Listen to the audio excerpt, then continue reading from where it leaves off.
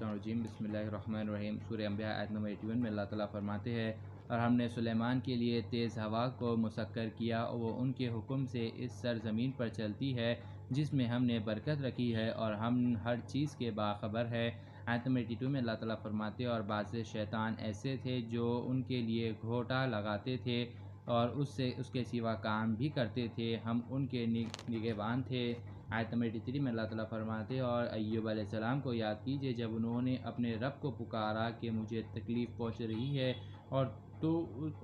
تو سب سے زیادہ رحم کرنے والا ہے۔ آیت نمبر 84 میں اللہ تعالیٰ فرماتے ہیں تو ہم نے ان کی دعا قبول کی اور وہ تکلیف دور کر دی جو ان کو لاحق تھی اور ان کو ان کے بال بچے عطا کیے اور ان کے ساتھ اتنے اور دیے اپنی مہربانی کے سبب، اور عابدین کے لیے یہ نصیحت تھی۔ اور اسماعیل آیت نمبر 85 میں اللہ تعالیٰ فرماتے ہیں اور اسماعیل، ادریس، ذوالکفل علیہ السلام کو یاد کیجئے جب صبر کرنے والے تھے۔ آیت نمبر 86 میں اللہ تعالیٰ فرماتے ہیں اور ہم نے ان کو اپنی رحمت میں داخل کیا، بلا شبہ وہ نیکوکار تھے۔ آیت نمبر 87 میں اللہ تعالیٰ فرماتے ہیں اور مچھلی والے ذنون علیہ السلام کو یاد کیجئے جب وہ ناراض ہو کر چل دیے اور خیال کیا کہ ہم ان پر قابو نہیں پا سکتے، پس انہوں نے اندھیروں میں پکارا کہ تیرے سوا کوئی معبود نہیں، تو پاک ہے ہر عیب سے، بے شک میں قصوروار ہوں۔ یعنی اللہ تعالیٰ بولے کہ مچھلی والے کو بھی یاد کرو،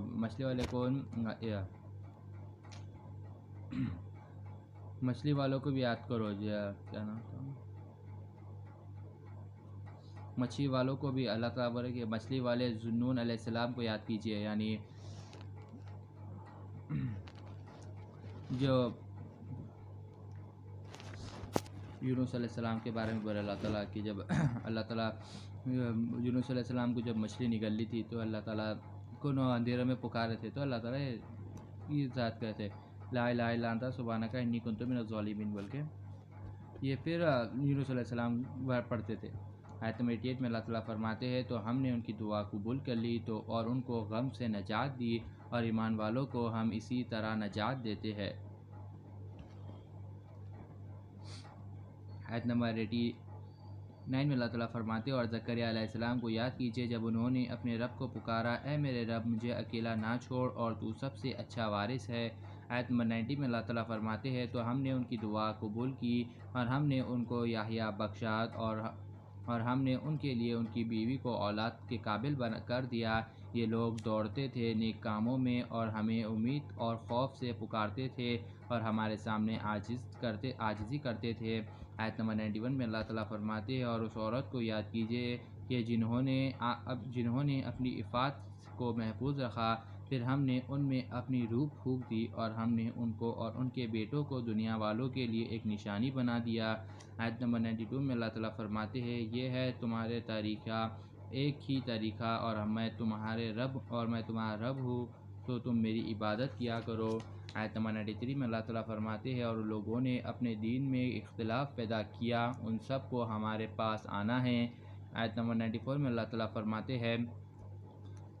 تو جو نیک کام کرے گا اور مومن بھی ہوگا تو اس کی کوشش ضائع نہ ہوں گی اور ہم اس کو لکھ رہے ہیں۔ آیت نمبر 95 میں اللہ تعالیٰ فرماتے ہیں اور جس بستی کو ہم نے ہلاک کر دیا ہے ان کے لیے یہ محال ہے کہ وہ پھر لوٹ کر آ جائیں۔ آیت نمبر 96 میں اللہ تعالیٰ فرماتے ہیں یہاں تک کہ یہ یاجوج اور ماجوج کھول دیے جائیں اور وہ ہر بلندی سے نکلتے ہوں گے۔ آیت نمبر 97 میں اللہ تعالیٰ فرماتے ہیں اور سچا وعدہ بھی قریب آیا ہوگا تو اچانک کافروں کی آنکھیں کھلی رہ جائیں گی تو یہ کہ اے ہماری کمبختی کہ ہم اس سے غفلت میں پڑے رہے بلکہ ہم ہی ظالم تھے۔ آیت نمبر 98 میں اللہ تعالیٰ فرماتے ہیں اے کافرو اور جن کی تم اللہ کے سوا عبادت کرتے ہو، دوزخ کے ایندھن ہی بن کر رہو گے، ایندھن یعنی فیول بن کر رہو گے، تم سب اس میں داخل ہو گئے۔ آخر آیت نمبر 99 میں اللہ تعالیٰ فرماتے ہیں اگر یہ واقع معبود ہوتے تو دوزخ میں کیوں جاتے، اور یہ سب